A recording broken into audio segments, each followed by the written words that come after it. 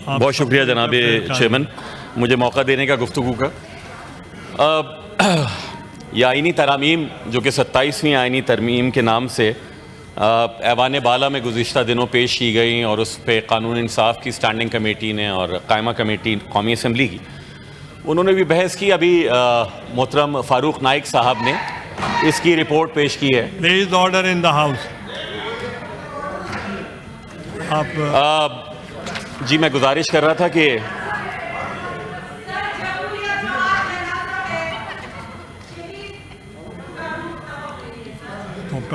ये मिसरा पूरा अगर मैं बता दूं उनको तो बहन को मेरी मिस भूल गई, लेकिन खैर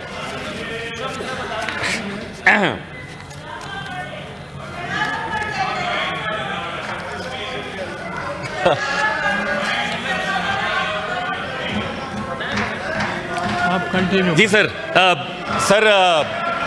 क्योंकि मैं अब एक ऐसे मौजू पे इजहार ख्याल करने जा रहा हूँ जो मुझे लगता है कि अली ज़फ़र साहब और इनके और जो दीगर अहबाब वहाँ पर बैठे हैं हमारे हिज़्ब इख्तिलाफ़ की इस वक्त नशिस्तों पे, उनके भी दिल से करीब होगा। सर मैं इस रिपोर्ट में जिक्र है, प्लीज टेक योर सीट। जनाब चेयरमैन, इस रिपोर्ट में जिक्र है कि सर असल में मसला ये है कि हम सब ही कभी ना कभी इस दौर से गुजरे हैं और ये बड़ी बदकिस्मती है हमारी कि इस दौर से गुजरना पड़ता है, लेकिन ऐसा ही है। And as I have stated numerous times earlier कि जब आप स्पेस अपना कंसीड करते हैं तो आपके बाद में आने वालों को उससे भी कम स्पेस मिलता है। काश हम सियासतदान जब हमारे हाथ में मुकम्मल मौका हो तो हम उस वक्त भी इतने ही इंसाफ पसंद, इतने ही मेरिट और उसूल पर अमल करने वाले हों। बदकिस्मती के साथ हमें ये लगता है कि we are having a field day. और खुशबीर सिंह शाद ने कहा था, हम भूल जाते हैं कि हमारा भी बुरा वक्त आएगा। तो खुशबीर सिंह शाद का एक शेर है कि बुलंदियों पे ना आया कभी ख्याल मुझे, यहाँ भी ढूंढ ही लेगा मेरा ज़वाल मुझे। तो हम भूल जाते हैं और ये अब होता है। फिर ये जो हो रहा है सबके लिए ही है जिस पे, क्योंकि हर उरूज को ज़वाल है। जी शाह साहब, बुलंदियों पे ना आया कभी ख्याल मुझे, यहाँ भी ढूंढ ही लेगा मेरा ज़वाल मुझे। सर मैं गुजारिश करना चाह रहा था कि मेरे ख्याल में ये ख़वातीन की एक वहाँ मीटिंग चल रही, मेरी बहनों की, बहुत अच्छी बात है, लेकिन मैं साथ ये गुफ्तगू करूँ सर कि इस रिपोर्ट में भी जिक्र है, जनाब फ़ारूक नाइक साहब ने पेश की कि 27वीं आइनी तरमीम में जहाँ मुसल्लह अफवाज की जो उनकी मुख्तलिफ नए ओहदे दिए गए हैं और टर्म के ऊपर गुफ्तगू की गई है, हमारी ख्वाहिश ये है कि जनाब इन सारी की सारी तरामीम के पास होने के बाद और आईने पाकिस्तान का हिस्सा बनने के बाद अफवाज पाकिस्तान, दिफाए पाकिस्तान और ममलकत पाकिस्तान सब के वक़ार में इजाफ़ा हो। और ख़ासकर एक ऐसे वक्त में कि जब हमारी मशरक़ी सरहद के ऊपर भारत, जो कि हमसे कई गुना ताकतवर, कई गुना जिसकी फ़ौज हमसे ज़्यादा मुसल्लह है, वो बैठा है और उसको बहरहाल हमारी मुसल्लह फ़ौज ने अपने जज्बे से शिकस्त दी, लेकिन वो ख़तरात अभी तक वहीं के वहीं हैं। और फिर हमारी मगरबी सरहद पे भी एक तनाज़ा है और वो जिनकी हमने मेहमान नवाजी की कई दहाइयों तक, बदकिस्मती के साथ हमने अपनी पॉलिसियों और अपनी कोताह नज़री, अपनी शॉर्ट साइटेडनेस, कभी कभी अपनी कावर्डिस, कभी अपनी जान बचाने के लिए हमने ये मानने से इनकार कर दिया कि जनाब अफ़गान तालिबान और जो पाकिस्तान में तालिबान के नाम पर दहशतगर्दी है वो अलहदा हैं। अब शायद ये पता चल रहा है, तो आई विश कि आज की हुकूमत और रियासत और पॉलिसी साज वंस फॉर ऑल इस मसले को सेटल करें।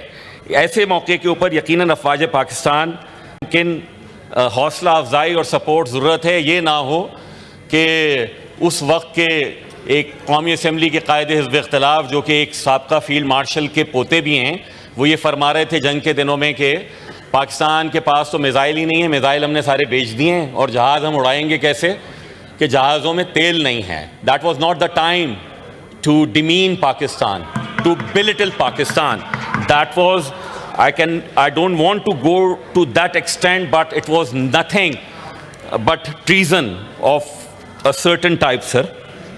मैं गुजारिश ये करना चाहूँगा, साथ ही साथ जो अदालतों के हवाले से इस पर ख़ासी बहस हो रही है, तनकीद भी हो रही है, एक ऐसा फ़र्द होने के नाते कि जिसने बहुत निचली अदालतों का सामना किया है बतौर सियासी कारकुन, बतौर मुल्ज़िम कई ज़मानों में, और जिसके अहले खाना ने भी, सर ये जो भी हमने इस्लाहात कर रहे हैं, आइनी तरामीम कर रहे हैं, आई विश 26वीं आइनी तरमीम पे भी मेरी यही ख्वाहिश थी, आज भी है कि अभी तो चलिए हम फेडरल कॉन्स्टिट्यूशन कोर्ट और ये जो नाम हम सुप्रीम कोर्ट को दे रहे हैं उसके समरात आने चाहिए सर।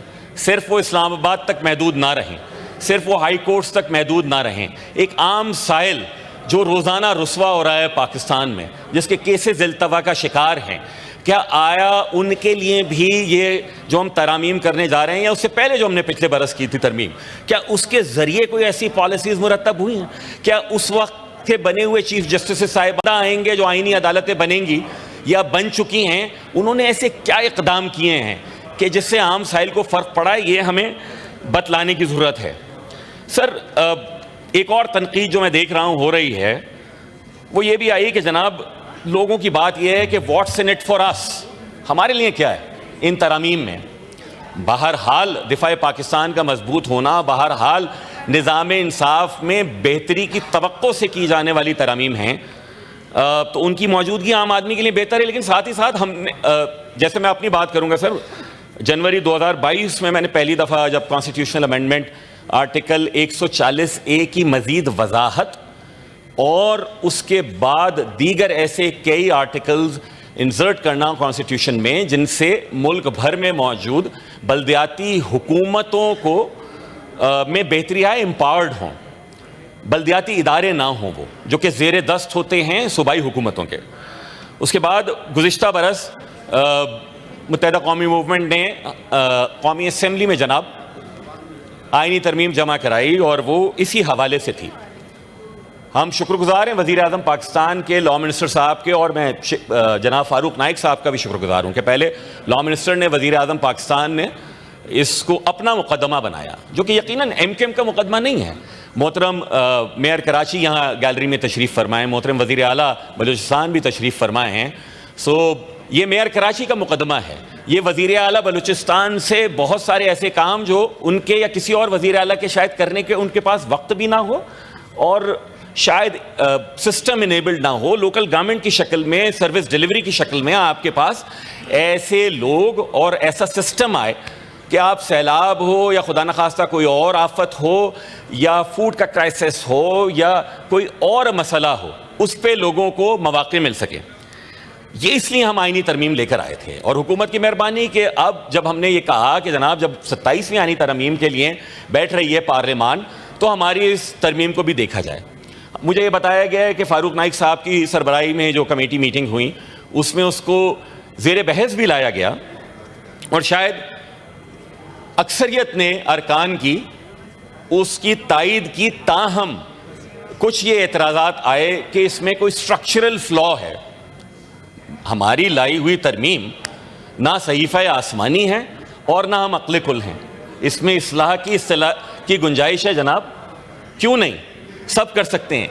गुजारिश ये थी और आज भी है, मैं इसलिए इख्तिलाफी बातों से गुरेज कर रहा हूँ कि हमारी ख्वाहिश ये है कि खा वो तहरीक इंसाफ हो, अवामी नेशनल पार्टी हो, बलूचिस्तान अवामी पार्टी के दोस्तों ने तो हामी भरी थी पहले भी, या इवन पाकिस्तान पीपल्स पार्टी, हम बिलावल साहब से मुलाकात की कोशिश करके और उनसे भी बात करेंगे कि जनाब ये मुकदमा, एक तो ये तासुर बिल्कुल गलत है कि बाइख्तियार बल्दियाती इदारों का मकसद ये है, बल्दियाती हुकूमतों का, कि ये कोई 18वीं तरमीम को रोल बैक करने की बात हो रही है। सर जब आईन पाकिस्तान में जुल्फ़िकार अली भुट्टो साहब के ज़माने से ही पहली तरमीम शुरू हो गई तो ये तय हो गया था कि आइन भी सहीफ़ा आसमानी नहीं, सो 18वीं तरमीम भी सहीफ़ा आसमानी नहीं, 26वीं आइनी तरमीम में मज़ीद वजाहतें दरकार थी, इसलिए 27वीं आ रही है। इसका ये मकसद नहीं है कि कोई 18वीं तरमीम के ज़रिए जो सूबों को इख्तियारात हासिल हुए हैं उनमें कोई कमी बेशी चाहता है, ऐसा कतन नहीं है।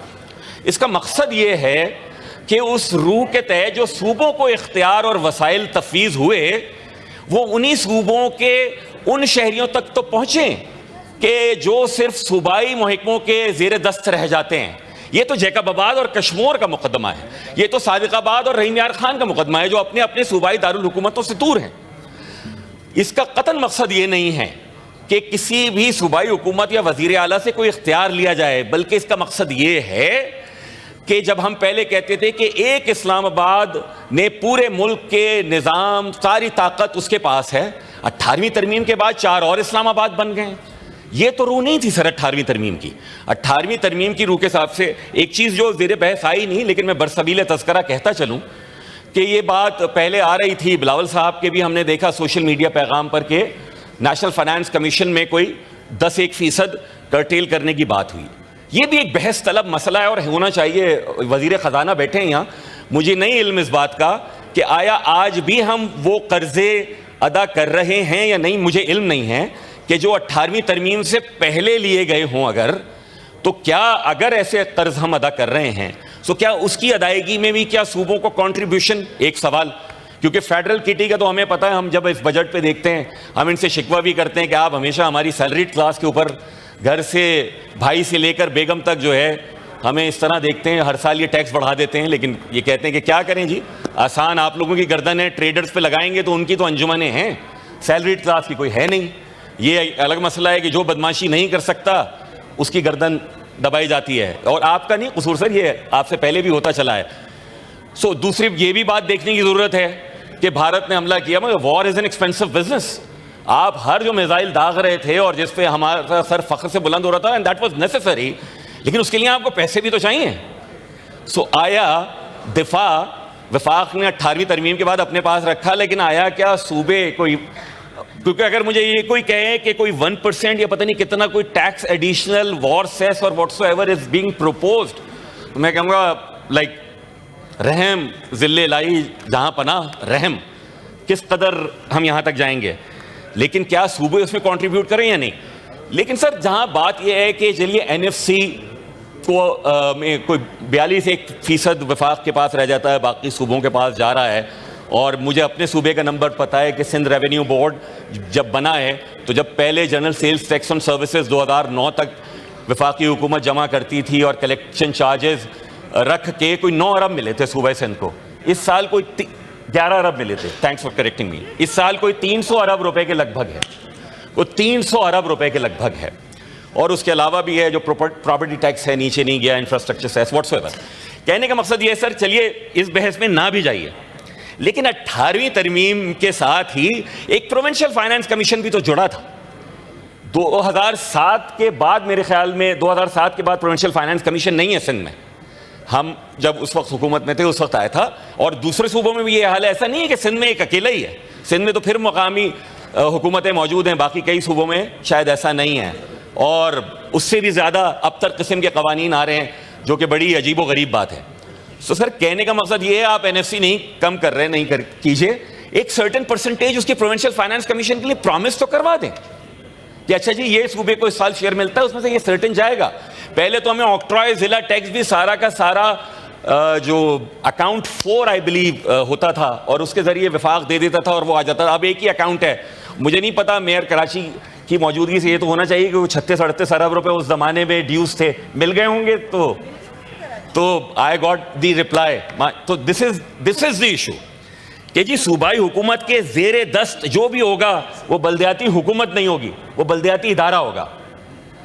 बल्दियाती हुकूमत होनी चाहिए। आर्टिकल 140 ये कहता है, जो कि आइन में मौजूद है, कि हर सूबाई हुकूमत ऐसे मकामी हुकूमतों के इंतखाबात करवाएगी। मकामी इदारे नहीं लिखा उसमें, shall hold the elections of local governments.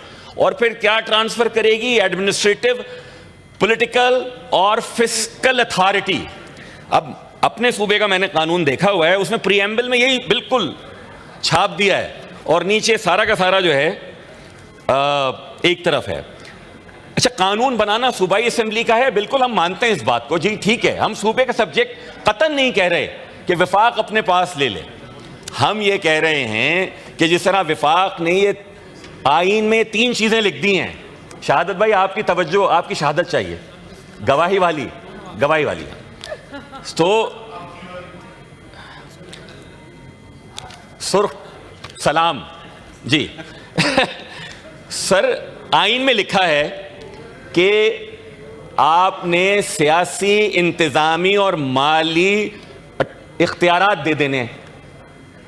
तो इसके मायने क्या हुए? ये कोई डिक्टेशन नहीं है फेडरेशन की, ये आइन में लिखा है according to the spirit of the constitution. अब अगर सूबाई असेंबलियां उसको जाने अनजाने में, समझ के या ना समझी में, अपनी कानून साजी में उसको रिफ्लेक्ट नहीं करती, सो आइन में मजीद उसकी वजाहत कर दी जाए। That's it, that's what we want. हम ये नहीं कह रहे कि आप किसी भी सूबाई असेंबली से उसका इख्तियार वापस लीजिए, हम तो ये कह रहे हैं कि उनको मजीद वो सब्जेक्ट्स क्लैरिफाई कर दें। हमने जस्टिस गुलजार की अदालत में 2022 में मेरे ख्याल में ये मुकदमा भी जीता कि जिसमें उन्होंने बताया ये सब्जेक्ट्स होने चाहिए। लेकिन सर मैं इख्तिलाफी बातों से इसलिए गुरेज कर रहा हूँ कि मेरी बहुत ख्वाहिश है कि इस कमेटी की रिपोर्ट में भी ये कहा गया, कमेटी मीटिंग में भी, कि ये 27वीं आईनी तरमीम से पहले हमने ये मुकदमा पेश किया था, ये अभी तक कायमा कमेटी के पास है, डिस्पोज ऑफ नहीं हुआ। सारी सियासी जमातों के पास हम जाएंगे। मुस्लिम लीग नून का मैं फिर शुक्रगुजार हूँ, मुस्लिम लीग काफ का, आई बिलीव ANP ने भी उसकी सपोर्ट की, और जिस पार्टी ने भी की, बलूचिस्तान अवामी पार्टी ने, और सब ने, सबके पास हम जाएंगे। असल तहरीक इंसाफ और पाकिस्तान पीपल्स पार्टी के पास हम अपना मुकदमा लेकर जाएंगे, क्योंकि ये हमारा मुकदमा नहीं है। सिंध में तो इस वक्त हमारा कोई एक भी मेयर और चेयरमैन नहीं है, सब पीपल्स पार्टी के हैं। दूसरे सूबों में जहां नहीं है इलेक्शन माइक अलग। आपके हाथ में है कि आम आदमी को यह बतलाइए कि आप, ट्रायल एंड एरर होता है ना सर कॉन्स्टिट्यूशन में, इट्स अ डायनामिक डॉक्यूमेंट। तो चीजें सीखते हैं आप, समझ में आती हैं, फिर करते रहते हैं। एक चीज आपने कर ली, नहीं डिलीवरी हो पाई, तो अब बेहतर है कि उसमें मजीद बेहतरी कर दी जाए, मजीद बेहतरी के लिए ले आए। हैविंग सेड दैट, मैं बहुत क्लियर हूं इस मामले में सर कि मुझे अपनी तादाद का पता है। इस वक्त सेनेट में हम 3 हैं, कौमी असेंबली में 22 हैं। सो अब यही मुमकिन था इतनी उसरत में, मसद वैसे तो असल है उजलत में, लेकिन ये जॉन भाई से माजरत के साथ, यही मुमकिन था इतनी उसरत में, इतनी कसमा पुरसी में, ये हम कर सकते थे, हमने किया है। और बाज़ बातें ऐसी हैं तरामीम में कि वो कहते हैं कि यहाँ कलाम नहीं खामोशी इबादत है। सो मैं कलाम से गुरेज करूँगा, खामोश रहूँगा। पहले भी एक शेर अर्ज किया था किसी और मौके के ऊपर।